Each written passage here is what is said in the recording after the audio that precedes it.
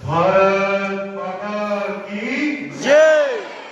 मर्यादा पुरुषोत्तम श्री रामचंद्र भगवान की जय। योगेश्वर श्री कृष्ण चंद्र की जय। पार्वती पते हर हर महादेव। सभी भूषण यादव पतंजलि विश्वविद्यालय का छात्र, मंचासीन सभी मुख्य अतिथि आचार्यगण एवं विशिष्ट अतिथियों के चरणों में वंदन करते हुए परम पूज्य स्वामी जी महाराज एवं आयुर्वेद शिरोमणि श्रद्धेय आचार्य श्री की सूक्ष्म उपस्थिति को नमन करते हुए आज इस माघ मास के शुक्ल पक्ष की त्रयोदशी की तिथि को आप सभी को इस इंटरनेशनल कॉन्फ्रेंस का आपका स्वागत एवं अभिनंदन करता हूँ। अरे यार, नेशनल एजुकेशन पॉलिसी 2020 के तहत विकसित भारत की जो परिकल्पना को लेकर के आज ये आयोजन हो रहा है, तो इसमें एक मुख्य विषय था जो मैंने नेशनल एजुकेशन पॉलिसी जब पढ़ी, तो वहां पे लिखा हुआ था कि वहां शिक्षा की गुणवत्ता पे कार्य किया जाएगा। तो उस किस गुणवत्ता की हम बात करते हैं, ये बहुत ही विशेष है। तो गुणवत्ता आप देखते हैं कि ज्यादातर आप भौतिक स्तर पर चीजों को देखते हैं, लेकिन भक्ति मार्ग में क्योंकि मेरा विषय है कि भक्तियों का क्या अभिप्राय होगा एक विकसित भारत को बनाने में, तो मैंने कहा कि भक्ति का बीज कहां से प्रदत्त होता है। हमने शास्त्रों से जाना आहार शुद्ध और सत्व शुद्धि, सत्व शुद्ध और ध्रुव। जब तक आहार शुद्ध नहीं होगा, जब तक आप तप का पालन नहीं करेंगे, शौच का पालन नहीं करेंगे, तब तक आपका चित्त परिवर्तित नहीं होगा। और बिना चित्त परिवर्तन किए आपके अंदर भक्ति का बीज प्रदत्त हो ही नहीं सकता है। बात आती है कि भक्ति किस प्रकार से करी जाए।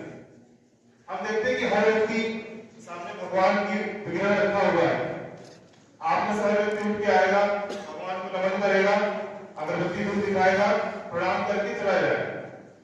क्या ये भक्ति हमारे ऋषि मुनि ने हमको दी थी?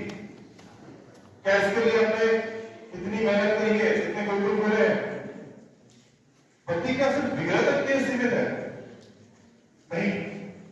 किसी महान पुरुष ने कहा है कि चरित्र तो ठीक, चित्र तो ठीक है, लेकिन चित्र के साथ चरित्र की उपासना करनी चाहिए। भगवान श्री रामचंद्र हमारे आराध्य हैं, लेकिन श्री राम के जो गुण थे उनके गुण को अपने अंदर धारण करना ही असल भक्ति है। श्वेताश्वतर कृष्ण में कहा गया है, यस्य देवे पराभक्ति यथा देवे तथा।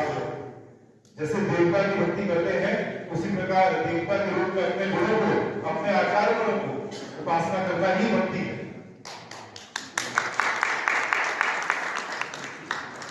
ये भाव कैसे प्रदत्त होगा हमारे अंदर कि हम सबके अंदर उस देवत्व को देख सके। हमारे शास्त्रों में लिखा है, ईशोपनिषद में वर्णन है, ईशावास्यमिदं सर्वं यत्किंच जगत् वह परमपिता परमात्मा हर कण में स्वादनम छांदोग्योपनिषद सर्वं खलु ब्रह्म, हरे हरे उपनिषद हमने कभी खोले या कभी हमने उनको देखा? विचारणीय विषय। अब हम देखते हैं, आज हम सब बैठे हैं, कल में 2 मिनट बाद जो मुझे आप सुन रहे हैं, किसी और का संबोधन सुन रहे हैं, 2 मिनट बाद आपका मोबाइल खुल गया, चलो इंस्टाग्राम पे बार चेक कर लेते हैं, क्या है, किसी के नोटिफिकेशन चेक कर रहे हैं, फेसबुक चेक कर रहे हैं। ये क्या है? ये कुछ नहीं है, ये हमारे मन की विकृति है। कैसी? भगवान श्री कृष्ण गीता में कहते हैं क्या? चंचलन ही मना कृष्ण भगवान ही परिवर्तन तस्य हम निग्रहं मन्ये वायु वेग स्पुष्टम। ये तो हमारे ना बहुत ज्यादा चंचल है, इसको वायु के वेग को कंट्रोल करने से भी ज्यादा कठिन है। इस तरीके से मन, अब आप जैसे उत्सुकता से देख रहे हैं, उसका उपाय क्या है? उपाय क्या है? भगवान ने बताया अभ्यास हेतु कौन थे वैराग्य क्रियते, अभ्यास करिए वैराग्य पूर्वक, निरंतर करते रहिए, तो उससे क्या होगा, आप अपने मन को नियंत्रण में करके और इस परमपिता परमात्मा की भक्ति के माध्यम से एक राष्ट्र निर्माण की रचना को अग्रसर करेंगे। पंचकोश में सबसे उच्चतम कोश अगर देखा जाए तो आनंदमय कोश है। जब हम धीरे धीरे अपनी ऊर्जा शक्ति को विज्ञानमय कोश से आनंदमय कोश को जागृत करने जाते हैं, तो हम नए इनोवेशन के बारे में सोचते हैं, नए क्रिएशन के बारे में सोचते हैं। आज आपके आचार्यगणों के घर में मुझे उम्मीद है छोटे छोटे बालक के बच्चे हैं, उनको कैसे कृष्ण का प्रयोग करेंगे, उनके अंदर भक्ति का बीज प्रदत्त करेंगे, उनको सारे योग शास्त्रों का नियम पालन करवाएंगे, उससे लोग नया इनोवेशन करेंगे, जिससे हमारे विकसित भारत में बहुत बड़ा सहयोग मिल सकता है। आगे बढ़ते हुए अपनी बातों को बहुत ही सूक्ष्म रूप से समाप्त करते हुए दो तीन मुख्य विषय है कि आज 2024 में जो करंट ट्रेंड चल रहा है, हायर एजुकेशन का आपके यूनिवर्सिटी के एब्स्ट्रैक्ट लिखा हुआ था, 26.3% लोग आज हायर एजुकेशन में पार्टिसिपेट कर रहे हैं। और भारत का, भारतीय गवर्नमेंट का ये टारगेट है कि 2035 तक ये संख्या 50% तक होनी चाहिए।